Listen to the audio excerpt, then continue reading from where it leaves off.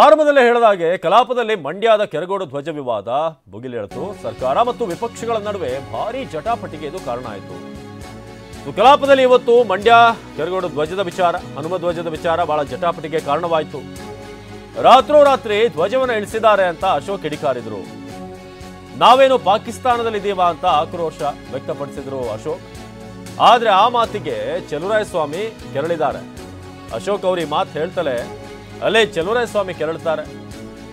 ರಾಷ್ಟ್ರ ಧ್ವಜವನ್ನು ಕಿತ್ತು ಕೇಸರಿ ಧ್ವಜ ಹಾಕಿದ್ದಿರಲ್ಲ, ಅಶೋಕ್ಗೆ ಸಚಿವ ಚಲುವರಾಯಸ್ವಾಮಿ ಪ್ರಶ್ನೆ ಮಾಡಿದ್ದಾರೆ. ರಾಷ್ಟ್ರಧ್ವಜದ ಬಗ್ಗೆ ಬಾರಿ ವಿಷಯ ಹೇಳಬೇಕಲ್ಲ, ಅಲ್ಲ ಬೇಡ, ವ್ಯಕ್ತ ಮಾಡಿದ್ರು, ಅಭಿನಂದಿಸ್ತಾನೆ.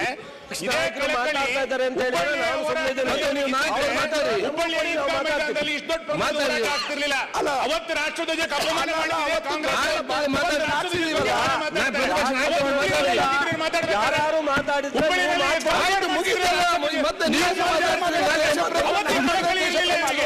ಯಾರು ನಿಮ್ಮ ಭಾರತದ ಬಾವುಟ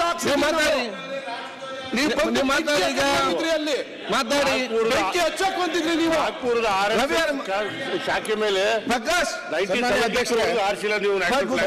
ಸನ್ಮಾನ್ಯ ಅಧ್ಯಕ್ಷರೇ, ನಾನು ದೇವಸ್ಥಾನದ ಮುಂದೆ ಹನುಮ ಧ್ವಜವನ್ನ ಆರಿಸಿದ್ದಾರೆ ಅಂತ ಹೇಳಿದೆ. ನಾನು ಹನುಮ ಧ್ವಜವನ್ನ ಆರಿಸಿದ್ದಾರೆ ಅಂತ ಹೇಳಿದೆ. ಅವ್ರಿಗೆ ಡೌಟ್ ಇದ್ರೆ ಆ ದೇವಸ್ಥಾನದಿಂದ ಪೋಲ್ವರೆಗೂ ಮೀಟರ್ ಅಂದ್ರೆ ಟೇಪ್ ಇಟ್ಕೊಂಡು ಅಳೆದು ಬಿಡ್ಲಿಬೇಕು. ಮುಂದಕ್ಕೆ ಹೋಗ್ಲಿ.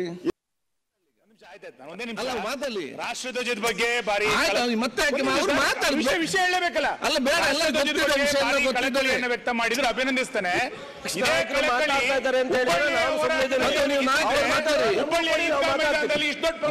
ಆಗ್ತಿರ್ಲಿಲ್ಲ ಅವತ್ತು ರಾಷ್ಟ್ರಧ್ವಜ ಅಪಮಾನ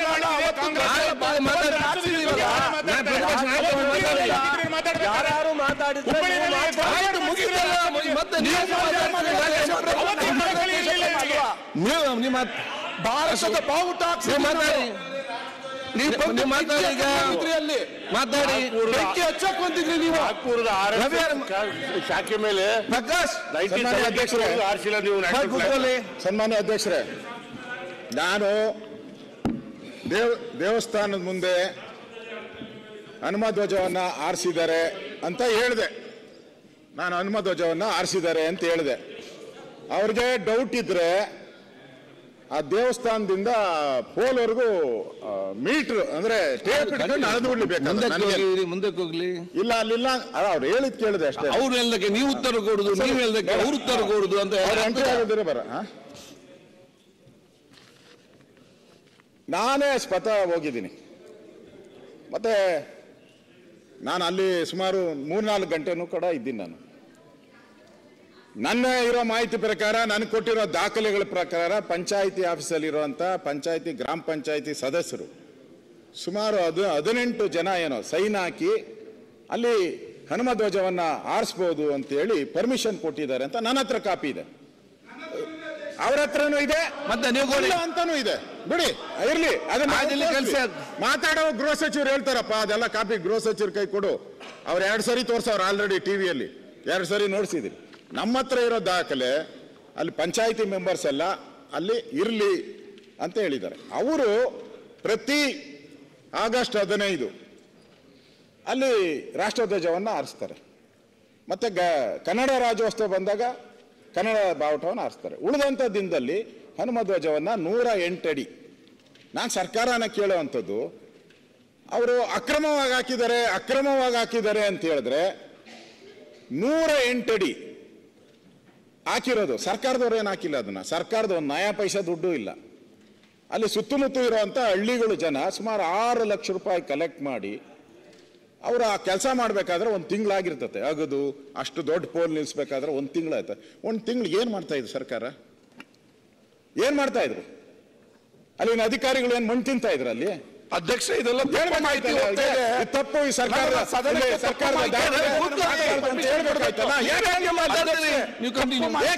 ಹೇಳಲಿಲ್ಲ.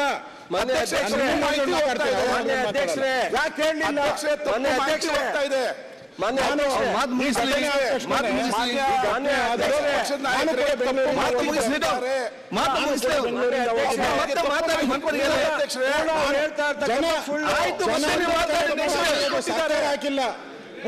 ನಾನು ಕೂಡ ವಿಧಾನಸೌಧದಲ್ಲಿ ನಾನು ಮಂಡಿಸ್ತೀನಿ ಮಾಡ್ತಾ ಇದ್ದೆ. ನಮ್ಮ ಕೆರೆಗೋಡು, ಮಂಡ್ಯದ ಕೆರೆಗೋಡು, ಅಲ್ಲಿ ನಾನು ಹೋಗಿದ್ದೆ, ಅಲ್ಲಿ ಭೇಟಿ ಮಾಡಿದ್ದೆ. ಹನುಮ ದೇವಸ್ಥಾನ ಇದೆ ಅಲ್ಲಿ. ಹನುಮ ದೇವಸ್ಥಾನದ ಎದುರುಗಡೆ 30 ಅಡಿ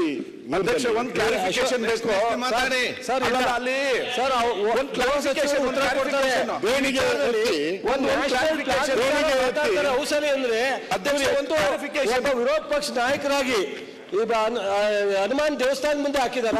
ಪಂಚಾಯತಿ ಹತ್ರ ಪಂಚಾಯತಿಯವರು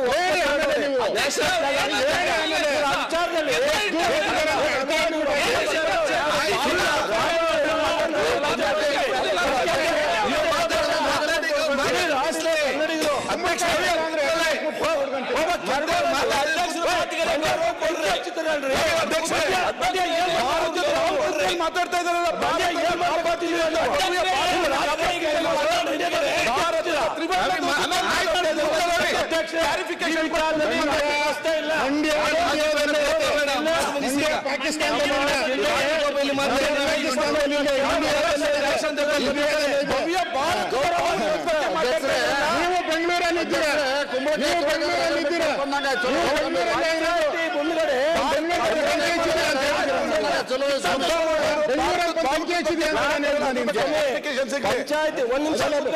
ಮಾತಾಡಕ್ಕೆ ಬಿಡಿ ಅಧ್ಯಕ್ಷರೇ.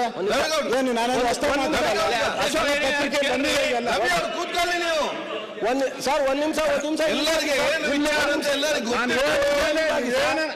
ಚಲುವರಾಯಸ್ವಾಮಿ ಅವರೇ, ನಾ ಬೇರೆ ಏನಾದ್ರು ಆದ್ರೆ ನ್ಯಾಷನಲ್ ಫ್ಲಾಗ್ ಅನ್ನ ಕಿತ್ತಾಕಿ ಅಂತ ಹೇಳ್ತಿರಲ್ಲ ನೀವು.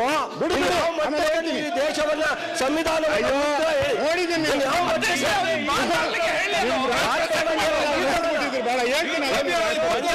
ಅವಕಾಶ ಇಲ್ಲ. ಈ ತರ ಆಮೇಲೆ ಕೊಡ್ಲಿ ಅವರು. ರವಿ ಅಧ್ಯಕ್ಷ, ಮಾನ್ಯ ವಿರೋಧ ಪಕ್ಷದ ನಾಯಕರು ಕ್ಲಾರಿಫೈ ಕೂತ್ಕೊಳ್ಳಿ. ಕೈ ಅಂತ ನಿಮ್ಗೆ ಕೂತ್ಕೊಳ್ಳಿ. ಆಯ್ತು, ಕೂತ್ಕೊಳ್ಳಿ ಅಮ್ಮ. ಆಯ್ತಮ್ಮ, ಆಯ್ತು, ಎಲ್ಲ ಗೊತ್ತಿದ್ದಲ್ಲ. ಭಾರತದ ಈಗ ಆಯ್ತು ಆಯ್ತು, ಕೂತ್ಕೊಳ್ಳಿ.